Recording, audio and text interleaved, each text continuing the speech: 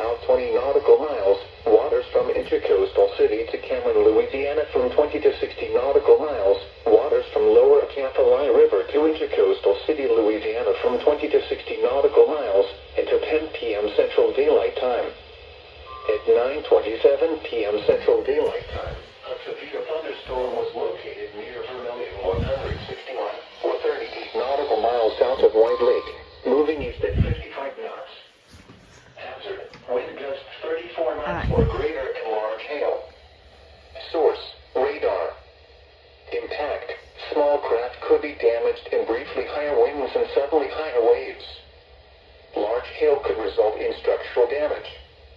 Locations impacted include South Marsh Island 249, South Marsh Island 33, South Marsh Island 11, South Marsh Island 236, Vermilion 131, Vermilion 119, Vermilion 171, South Marsh Island 243, Vermilion 149, South Marsh Island 27, Vermilion 148, and East Cameron 109.